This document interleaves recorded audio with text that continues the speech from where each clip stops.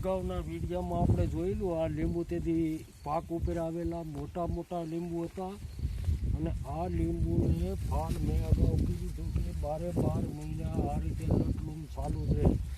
ઉનાળો હોય, ચોમાસું હોય, શિયાળો હોય, આ લીંબુ અત્યારે કાસા છે, આગળનો ફળ પૂરો થઈ ગયો. તેવી રીતે આ જામફળી નહીં તે 12 મહિના આ રીતે ફાલ આવ્યા કરે. તો વહામર ફાલ આવે છે. આ ફાલ જુઓ આ રીતનું છે, આખી જામફળીમાં રીતે આ લીંબુડીની ખાસિયત એ છે, આ લીંબુ પાકે પછી એને સુધારો આની અંદર બી આવતું નથી. આ સીડલેક લીંબુડી કહેવાય અને આને ઉજેરવી જ મુશ્કેલ છે, બાકી કાંઈ વાંધો નહીં. જો આ રીતની ફાલ આવ્યા કરે, આ રીતનો ફાલ આવ્યા કરે, આ રીતનો આ રીતે નાના મોટા વાહમર ફાલ આવ્યા કરે, આ રીતે નાના. અને આ જામફળી રીતે આવ્યા કરે. અને અહીંયા એક મેં કલમ વાળી છે, આમાંથી 2 કલમ મેં કાપી નાખી છે અને મૂળિયા મૂકી દીધા છે, પણ ઉનાળો છે એટલે આને કાપવી નથી. એવી રીતે એક નવો અખતરો કર્યો છે આંબાનો. આ કલમવાળી છે, આની મારી પાસે મૂળિયા મૂક્યા છે. હવે 100 માહે અખતરો થાય, કારણ કે ઉનાળે આવી ગયો એટલે એને કાંઈ નથી થાય એમ. અને બીજી એક જામફળી અહીંયા છે,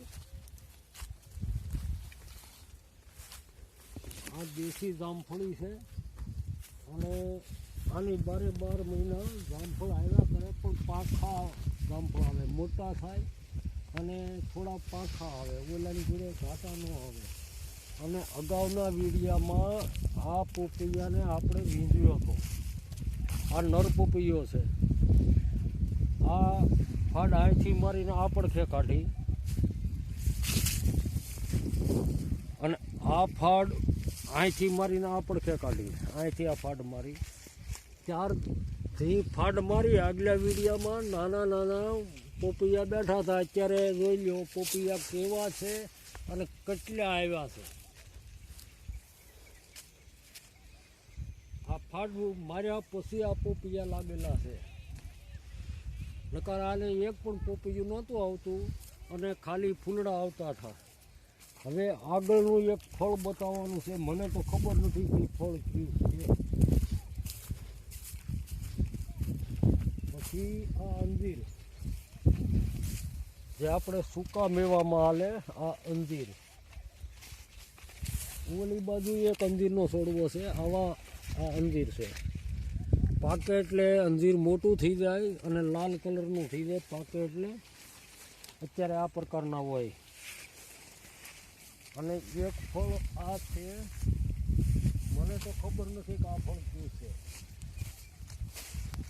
યુટ્યુબમાં સર્ચ માર્યું તો શરીફા એવું કંઈક નામ આવ્યું. શું કહેવાતું કોના ખબર છે. હજી પાક્યા 2 ફળ લાગ્યા છે, પાક્યા નથી. અને પાકશે ને સુધારશું તો એ પાછો વિડીયો બનાવીને મૂકશું. આ એક ફળ નવું છે. અહીંયા જવો ફૂલડું આ બેઠું છે.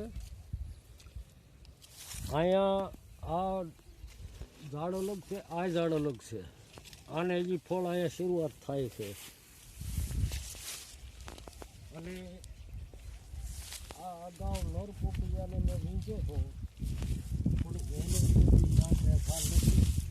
આ રીતના નાના નાના પોપૈયા કેરી જેવા લબડે. અને આને વીંધ્યો હતો પણ આમાં કાંઈ સફળતા મળી નથી, કારણ કે સમય વધારે વહી જવાના કારણે એ સફળતા નથી મળી. હવે એને કાપી નાખવાનો છે. અને એક ઝાડ આને ફળ કેવા લાગે અને શું છે એ ખબર નથી. અને ફળ લાગશે તો એ વિડીયો બનાવીશું. આ બાજુ ઘઉં હતા, ઘઉંને લઈ લીધા છે. વીઘે 40-45 મણ ઘઉં છાસ. સરેરાશ 650 વીઘાના ઘઉં છે. એ 12 14 કળીની આજુબાજુ શું છે. બસ હવે અહીંયા વિડીયો પૂરો કરીએ.